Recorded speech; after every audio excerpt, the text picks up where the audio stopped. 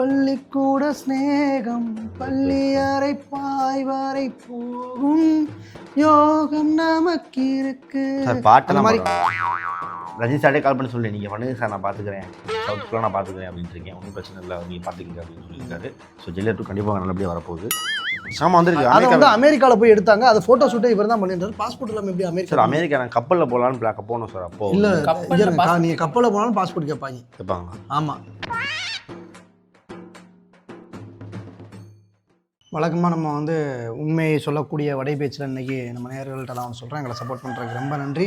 இன்றைக்கி வந்து சினிமா நியூஸ்லேருந்து நாங்கள் என்னத்தை நிறைய விஷயங்கள் கொண்டு வந்துருக்கோம் அப்படின்னா, எப்பவும் போல் சொல்லக்கூடிய உண்மை, உழைப்பு, நேர்மை, உயர்வு, உழைப்பு, உச்சநீதிமன்றம், உயர்தர சைவ உணவகம், ஊதா கலர் சொல்லு போதும். இப்படி விஷயங்கள் சொல்கிறோம். இன்றைக்கி நம்ம ஸ்டார்ட் பண்ணுறது எப்படி ஸ்டார்ட் பண்ணுறோம் அப்படின்னா, சொல்லுங்கள். வலைபேச்சுனா கெத்து, உண்மை மட்டுமே எங்களுடைய சொத்து. என்னது சொத்து? அதாவது இன்னைக்கு என்ன நியூஸ்ன்னு பார்த்தீங்கன்னா, ஜனநாயகன் மூவி வந்து விஜய் சாரோட கடைசி படமாக இருக்குமா அப்படி அதை ரிசர்ச் பண்ணுறதுக்கு தான் நேற்று நான் போயிருந்தேன்.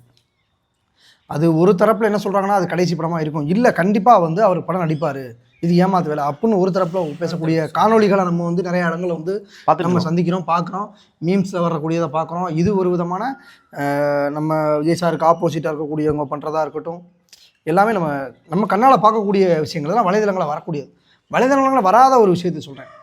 ஜனநாயகன் மூவி விஜய் நடிப்பாரா அப்படின்னு சொல்லி கேட்குறதுக்காக நான் என்ன செய்கிறேன், நேற்று வந்து அவர் வீட்டுக்கு போயிருந்தேன். கேட்ட திறக்கவே இல்லை நைட்டு 8 மணி வரை. அப்புறம் நான் ரிட்டன் திரும்பி நடிச்சு முடிச்சிட்டாரு. இல்லை ஜனநாயகன் நடிப்பார்ல, ஜனநாயகனுக்கு அப்புறம் நடிப்பாரா அப்படிங்கிறத கேட்குறக்க அவர் வீட்டுக்கு நான் காலையில் ஒரு 7 மணிக்கு போனேன். கிட்டத்தட்ட ஒரு நைட்டு 8 மணி வரைக்கும் திறக்கலை. நான் வெளியே எங்கே உள்ள வீட்டுக்கு போனீங்க? அங்கே திருவான்மியூரில் இருக்குல்ல. அவர் மாறிட்டாப்புல. இப்போ தான் நான் தானே வீடு மாற்றி கொடுத்ததே. அவன் நீலாங்கரி மாறிட்டாப்புல. இல்லை நீலாங்கரிலேருந்து இப்போ பட்டணம்பாக்கம் வீட்டு அப்பப்போ நாங்கள் போவோம். அடிக்கடி இங்கே போயிட்டு அரசியலை பற்றி கேட்பாங்க, டவுட் கேட்பாப்லன்ட்டு அதை பற்றி சொல்லிட்டு இருக்கேன் உட்காந்து. இப்படி அங்கே இருந்து போனாங்க. நான் கால் பண்ணிக்கல, நானே அதனால தான் எப்படியா அரசியலை பற்றி டவுட் கேட்டீங்களா? ஆமாம் கொடுத்தீங்களா? நிறையா கொடுத்துருக்கீங்க. இப்போ நிறைய விஷயங்கள் நீங்கள் கொடுக்காதீங்க, நீங்கள் கொடுக்க வேணாம். அவங்க கரெக்டாக போயிட்டுருக்காங்க, அதை நீங்கள் கொடுக்க வேணாம். அப்போ நான் என்ன சொல்கிறேன், அந்த வீட்டில் கேட்டு பூட்டியாக இருந்துச்சு. வெளியே இருக்க செக்யூரிட்டி என்ன சொன்னார்னா, மரியாதையாக போயிருங்க சொல்லுவார்ல. ஆமாம் சொல்லிட்டார். ஆக்சுவலாக விஜய் சாரோட வீடு தான் அது. கரெக்டாக தான் நான் போனேன். நீங்கள் வாங்கி கொடுத்த விஜய் வந்து நீங்கள் இதில் பானிபூரி கடை வச்சுருக்காருல, அந்த விஜய்க்கு வாங்கி கொடுத்துருப்பேன். நான் சொல்கிறது வேற ஆள், நான் பெரிய ஆளை சொல்கிறேன். ஓகே, அப்படி இருக்கும்போது என்னாச்சுன்னா, நம்ம வந்து இந்த இதுக்கிடையில் ஆடியோ லான்ச் வேறு மலேசியாவில் கூப்பிட்டுருந்தாங்க. இருங்க ஒரு விஷயத்த அதாவது போய் சொல்லுங்கள். அதாவது பெரிய பொய் சிறிய பொய் 6 முன்னே அடுத்த பொய், அதாவது ஒரு பொய் முடிகிறக்குள்ள அடுத்த பொய் போடுறாப்புல. சார் பொய் கிடையாது சார். ஜனநாயகன் ஆடியோ லான்ச்சுக்கு நீங்கள் வரீங்களா சார் எனக்கு பர்சனலாக கேட்டாப்புல. நான் வரதுக்கு ரொம்ப ஆசை தான் சார், பாஸ்போர்ட் இல்லை சார், அதான் பிரச்சனை அப்படின்னு சொல்லி வச்சுருக்கேன். இல்லாட்டா கண்டிப்பாக கிளம்பலாம், பாஸ்போர்ட் இல்லாமல் கூட போகலாமா சார்னு கேட்டிருந்தேன். தப்பு, அதெல்லாம் வரக்கூடாது. ஆனால் நேற்று காணொலியில் என்ன சொன்னார், இந்த ஜனநாயகன் படம் இந்த பராசக்தி படத்தை இவர் இருக்கார்ல சிவகார்த்திகேயன் சார், அவர் வெங்கட் பிரபு படத்தை ஒரு சயின்ஸ் ஃபிக்ஷன் படத்தில் வந்து நடிக்க போறாருன்னு ஒரு நியூஸ் ஒன்று வந்துச்சு. ஆமாம் வந்துருக்கு. அதை வந்து அமெரிக்காவில் போய் எடுத்தாங்க. அதை ஃபோட்டோ ஷூட்டே இவர் தான் பண்ணிட்டாரு. பாஸ்போர்ட் இல்லாமல் எப்படி அமெரிக்கா நான் கப்பலில் போகலான்னு பிளாக்க போகணும் சார். அப்போ இல்லை நீங்கள் கப்பலில் போனாலும் பாஸ்போர்ட் கேட்பாங்களா? ஆமாம். நீங்கள் உள்ளுக்குள்ளே மீன் மாதிரி அம்மனக்கட்டையாக உள்ள நீந்தி போனால் கூட குறுக்க ரெண்டு பாஸ் கேட்பா, எல்லாமே கேட்பா. நீந்த ஏன் சார் அம்மனக்கட்டையாக நீந்தது? இல்லை நான் சொல்கிறேன், நீ எப்படி போனாலும் பாஸ் சார். அமெரிக்காவுக்கு நான் போனேன்னு சொல்ல சார், அமெரிக்காவுக்கு போனேன்னு நேற்று வலைபேச்சில் நீங்கள் சொன்னீங்க சார். நான் வீடியோ காலில் சார் சுற்றி ஃபோட்டோ எடுத்தது நீங்கள் தான். அமெரிக்காவில் எடுத்தாங்க கோர்ட் படத்தில் உள்ள ஷூட்டிங் ஸ்பாட்டில் நான் இங்கே போனேன். இல்லை சார், வீடியோ கால் மூலியமாக இப்படி எடுங்கன்னு சொன்னேன் சார் நான் அமெரிக்காவுக்கு. அது எப்படி வீடியோ கால் மூலமாக இப்படி எடுக்கணும் அப்படி எடுப்பா? இல்லை அது டெக்னாலஜி இப்போ வந்திருக்கு. அது நாங்கள் சீரியஸ் அப்போ சார் இப்போ வந்திருக்கு அந்த டெக்னாலஜி, வீடியோ கால் டெக்னாலஜி இப்போ வந்திருக்கு சார். நம்ம அதை பற்றி பேசுவோம், ஜனநாயகன் ஆடியோ லான்ச் பற்றி பேசுவோம். அப்போ நான் ஆடியோ லான்ச் பற்றி பேசவில்லை ஃபஸ்ட்டு. இதுக்கப்புறம் படம் நடிப்பாரா நடிக்க மாட்டாராங்க அதை பற்றி தான் பேசணும் தான். அந்த விஷயத்தை ஃபஸ்ட்டு நம்ம சொல்லணும்ல, அது எங்களுக்கு தெரியாது. அதனால் இப்போ நம்ம ஆடியோ லான்ச்சை பற்றி பேசுவோம். தெரியாதுன்னா தெரியாது.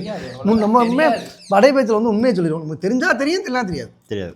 ஜனநாயகனுக்கு அப்புறம் படம் நடிப்பாரா நடிக்க மாட்டாரா தெரியாது. ஓப்பனாக சொல்லிட்டு போயிட்டே இருக்கோம். இப்போ இந்த ஆடியோ லான்ச் பார்த்தீங்கன்னா அதையும் நீ சொல்லிட்டேன். ஆடியோ லான்ச் உண்மை. அதுக்கு வந்து தனுஷ் சார் வரதா ஒரு பேச்சு போயிட்டு இருக்கு தெரியுமா? ஆடியோ லான்ச்சுக்கா? ஆமாம், தனுஷ் சார் வரதாக ஒரு ட்ரஸ்டபுள் சோர்ஸ்லேருந்து வருது. தனுஷ் சார் பிஸியாக இருக்கார்.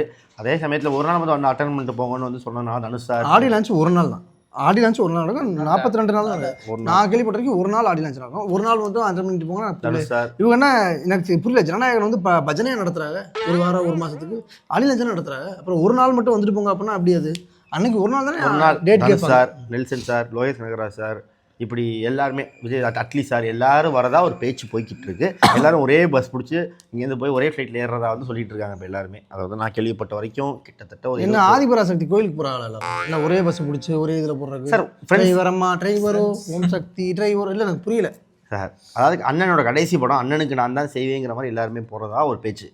அதே அங்கே கட் பண்ணோம்னா இங்கே பராசக்தி ஆடி லான்ச், இங்கே பராசக்தி ஆடி லான்ச்சுக்கு வந்து SK25 SK25 இருக்குல்ல, ஸோ அதுக்கு வந்து ரஜினி கமல் சார் வரதா, அவங்களும் ஒரே காரில் வரதா பேச்சு.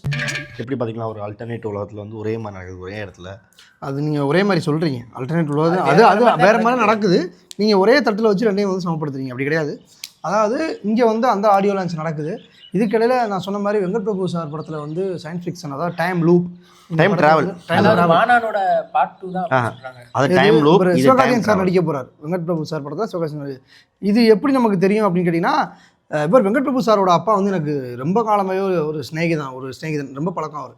அவர் வந்து என்கிட்ட சொல்கிறாரு, இந்த மாதிரி வந்து ஒரு படம் பண்ணுறாரு, அது வந்து சிவகார்த்திகேயன் வச்சு பண்ணுறதா வருது, இது ஒரு டைமில் கிட்டத்தட்ட மாநாடு மாதிரி இது மாதிரி தான் இருக்கும், அப்படி தான் பண்ணுறாருன்னா அவர்கிட்ட பேசும்போது எனக்கு தெரியுது. ஏன்னா வெங்கட் பிரபு சார் எனக்கு டேரெக்டாக எனக்கு பழக்கம் கிடையாது, அந்தளவுக்கு நான் ஒரு க்ளோஸ் இல்லை.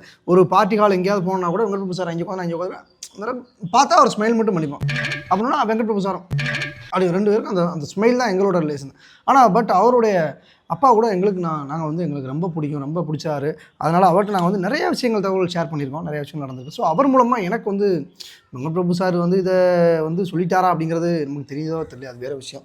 ஆனால் கங்கைமரன் சார் வந்து நம்மகிட்ட எல்லாத்தையுமே வந்து ஷேர் பண்ணிடுறாரு.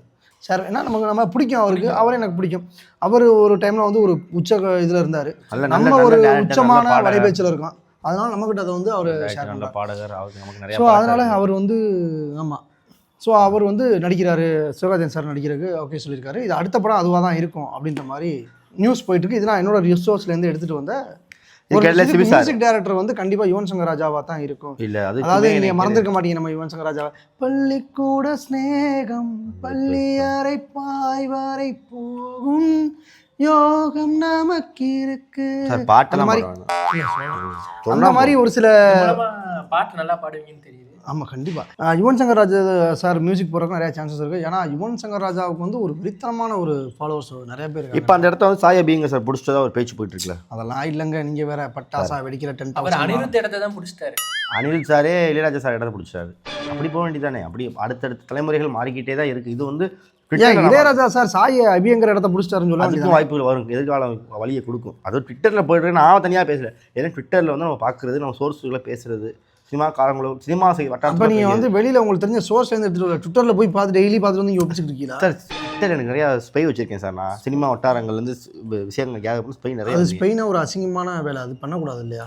நம்ம அது பண்ணல, நம்ம டேரெக்டாக கேட்குறோம். ஒரு நான் நிறைய வாட்டி கேட்பேன், வந்து ஃபோன் பண்ணி சொல்லிடுவாங்க, அந்த அளவுக்கு நம்ம வளர்ந்துட்டோம்ல. ஸோ இப்படி இருக்கும்போது ஜெயிலர் 2 சரியான நியூஸ். இதில் வந்து ஷாருக் கான் வந்து உறுதியாக இருக்கிறாரு. ஆனால் உறுதிங்கிறது சமூக வலைதளத்திலேயோ இணையதளத்திலேயோ எந்த ஒரு காணொலியிலையுமோ எந்த ஒரு மீம் பேஜ்லேயுமோ வரல. ஆனால் எனக்கு தெரியும் நெல்சன் சாருக்கு என்ன தெரியாது. ஆமாம், கேஸ்டிங் டைரக்டர் அவர் கிடையாதுல்ல, கேஸ்டிங் டைரக்டர் என்னுடைய நண்பன் சரியா, அவர் சொல்கிறாரு கன்ஃபார்ம்டு.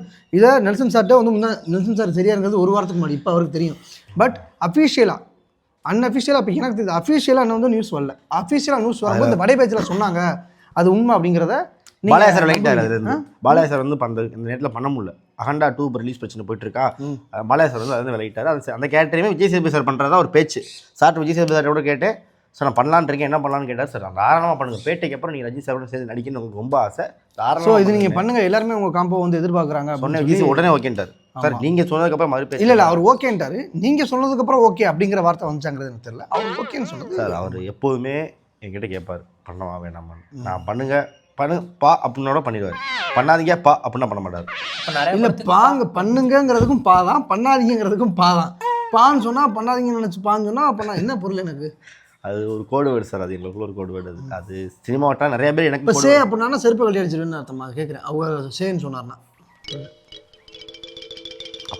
ஃபோனை விடா பிடிங்கி அப்படி புரியலண்ணா, என்னோட இது கேட்குறாங்க.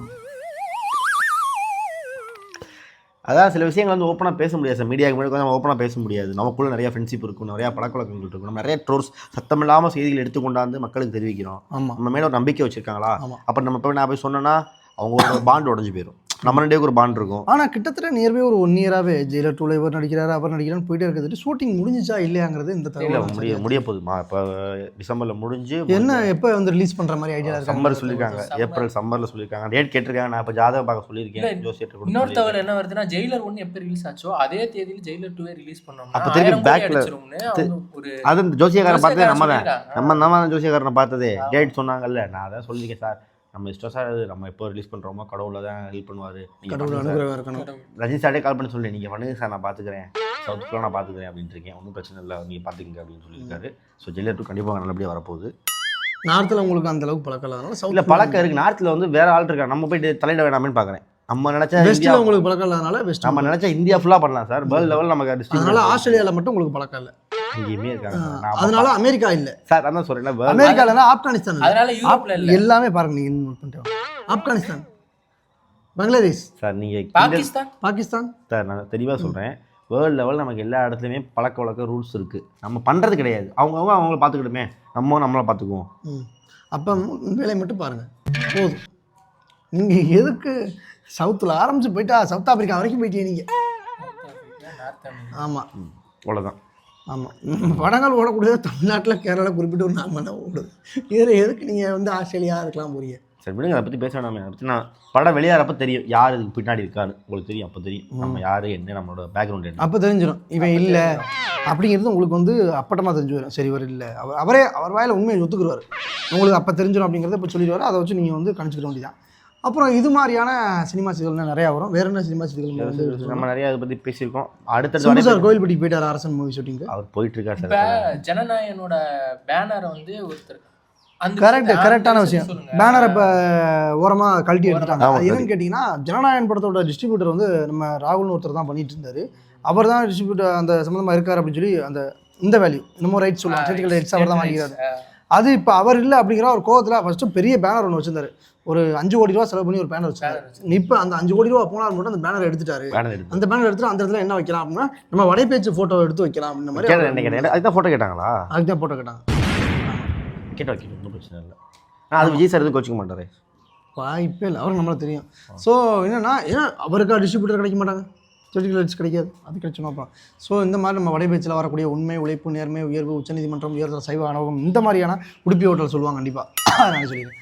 ஸோ இந்த மாதிரி இருக்கும்போது இந்த மாதிரி விஷயங்கள் நீங்கள் தெரிஞ்சுக்கணும் அப்படின்னா, நீங்கள் என்னென்ன விஷயங்கள் தெரிஞ்சுக்கணும் நினைக்கிறீங்களோ அதில் நீங்கள் வந்து கமெண்ட் பண்ணுங்கள். சார் இதை பற்றி எங்களுக்கு கொஞ்சம் தெரியணும், இதை பற்றி உங்களுக்கு தெரியல, இதை பற்றி கோலிவுட் மட்டும் கிடையாது, ஹாலிவுட் பற்றி தெரிஞ்சுக்கணும், ஹாலிவுட் பற்றி, ஷாருக் கான், பாலிவுட், சல்மான் கானை பற்றி தெரிஞ்சுக்கலாம், நீங்கள் பண்ணலாம். ஆமாம் எல்லாமே. மாடர்ன் சியோக்கை பற்றி தெரிஞ்சுக்கணுமா, உங்களுக்கு புரிஞ்சிருக்காதே மாடர்ன் சியோக்கு. மாடர்ன் சியோக் யாருன்னா நம்ம டாங்லி, நம்ம கூகுள் குட் பேட் பார்த்து அவரை பற்றி தெரிஞ்சுக்கணும்னா கூட நீங்கள் கீழே போடுங்க. உங்களுக்கு கொரியன் டைப் எல்லா டைப்பான ஒரு உண்மையான நிதர்சனமான உண்மைகளை வந்து நாங்கள் சொல்கிறோம். சார் நம்ம ஸ்ட்ரேஞ்சர் திங்ஸை பற்றி எல்லாம் ஸ்ட்ரேஞ்சர் திங்ஸ் அதை பற்றி பேசுவோம் அடுத்த எபிசோட்ல பேசலாம். நான் பார்த்துட்டு வந்து பேசுகிறேன். அது ரொம்ப பிடிக்கும். நீங்க பார்க்காத ஸ்ட்ரேஞ்சர் திங்ஸ் எதுவும் இருக்கா சொல்லுங்க. நம்ம நீங்களே ஒரு பெரிய ஸ்ட்ரேஞ்சர், நம்ம பல ஸ்ட்ரேஞ்சரோட திங்ஸை பற்றி சொல்கிறோம், நம்ம ஸ்ட்ரேஞ்சர் திங்ஸ் பற்றி தெரியாது. அதுதான் நான் அப்படி சொன்னேன், நீங்கள் அப்படி விரிவாக்கமாக சொல்றீங்க. ஆமாம் சரி, நன்றி, வணக்கம்.